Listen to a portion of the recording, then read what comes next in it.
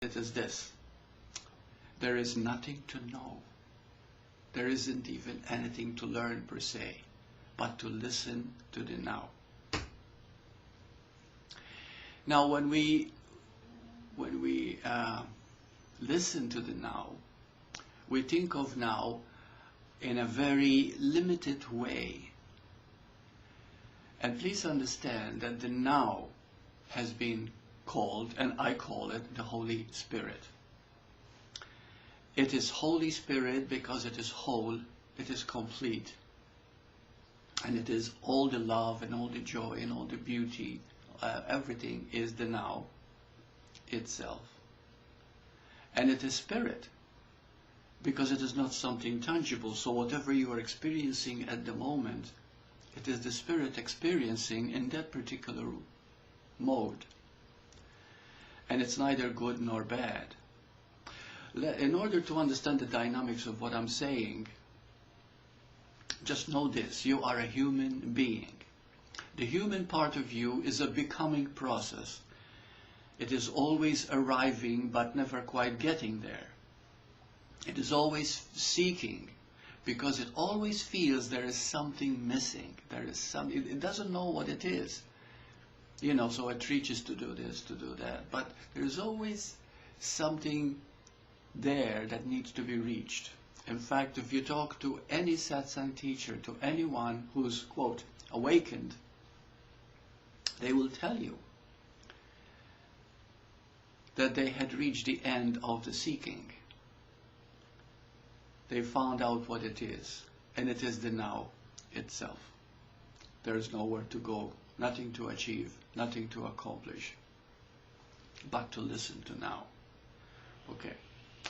Now the thing is that most people have forgotten about the being. And the being of you is the Holy Spirit. It is the now itself. It is to be. And that being is always perfect. In fact, it is itself unconditional love. But then, you see, the mind will come up with its memory and say, but Burt, I feel so depressed in the now. I feel so angry in the now. True. But you see, the depression, the anger, the anxiety is not the now itself. It is an expression in the now, coming from a memory, coming from a past. So therefore, you cannot deny it, you cannot fight it, you cannot struggle with it, you cannot resist it, and you cannot even ignore it, because it will keep on repeating. So what can you do? You can listen to it. Well, how do you listen to it?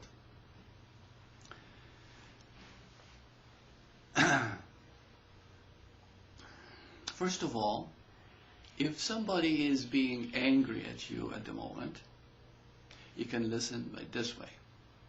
Put yourself in the other person's shoes just for a moment.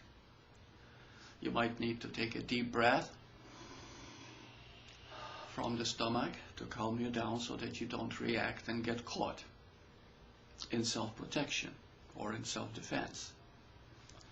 And then to feel out what the other person is feeling. And one thing that they all feel is that they are right. Naturally, that's why they are angry. But at the same time, they feel, what is anger? Anger is the need to control what is outside of you because you cannot control it inside. In other words, you're feeling helpless, just like anxiety, just like anything else. But what we're always seeking is always the now.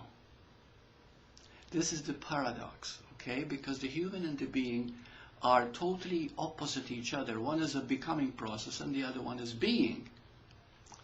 So if you look at that anxiety itself at the moment, you will find that behind it there is a seeking of the now.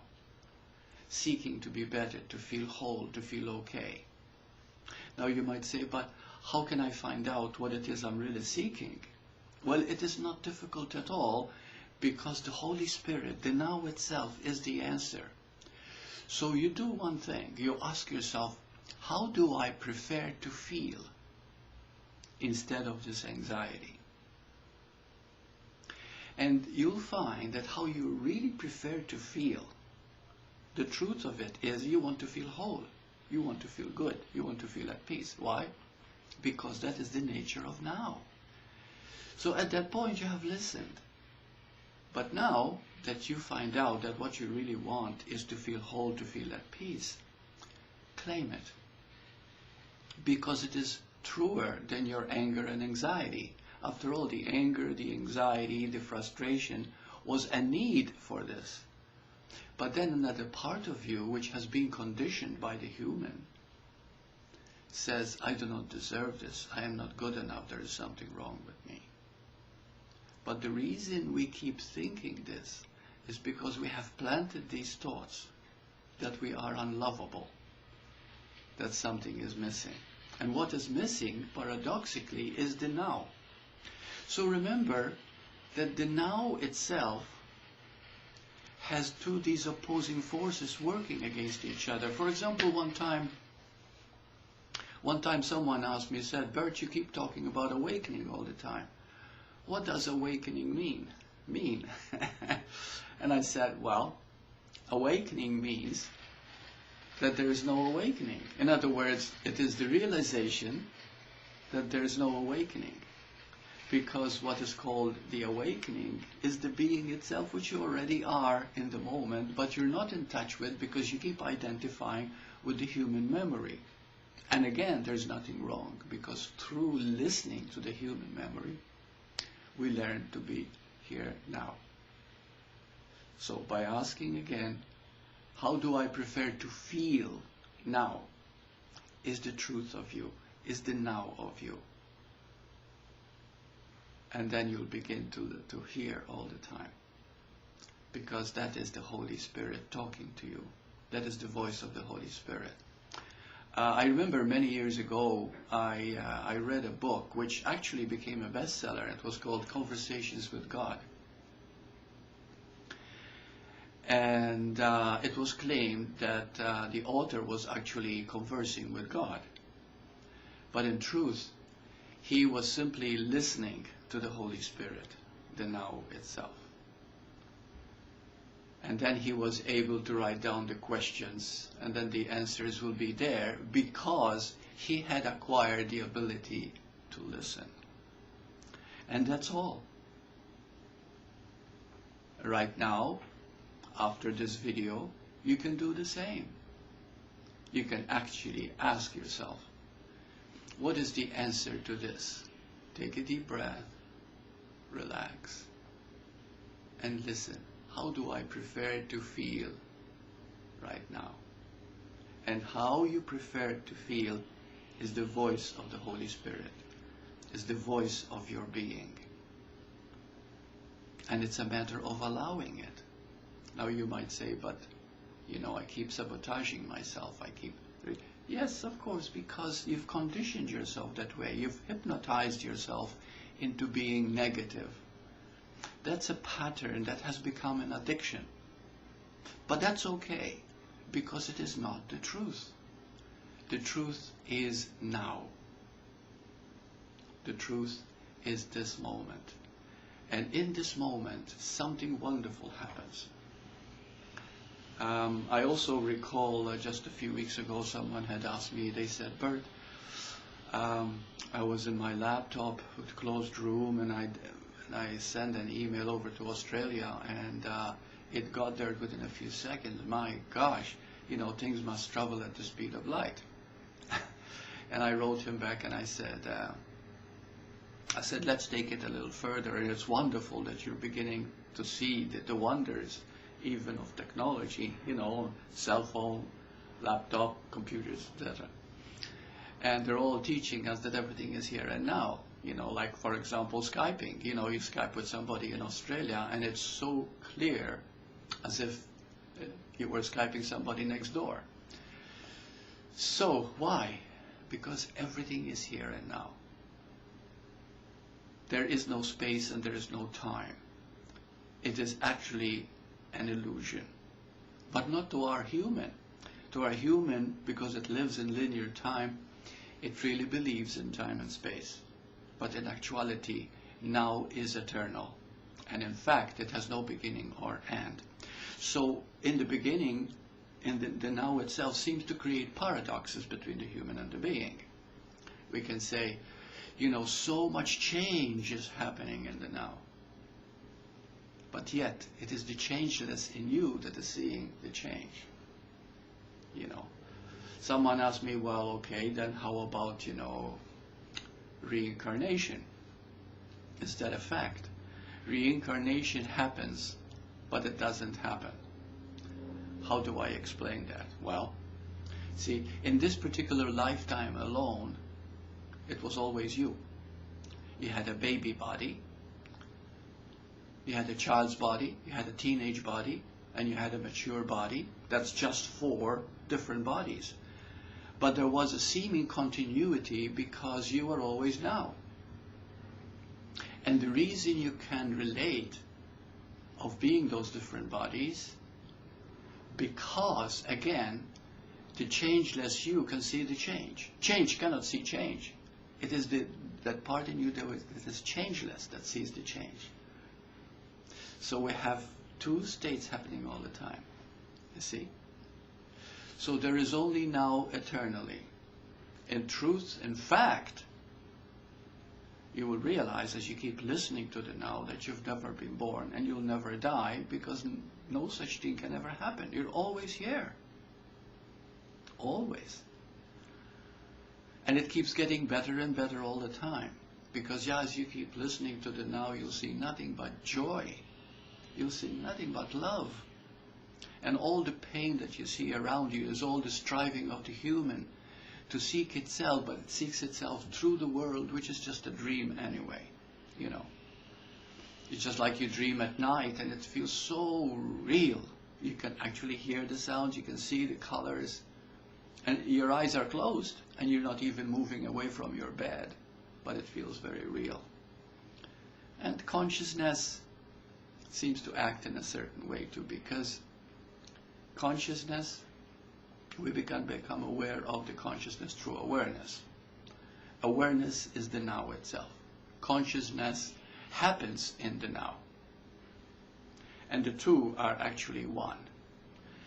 So even though there's a paradox between, yet they're both working as one. In the same way that the changeless and change are right now. Form and formless are right now.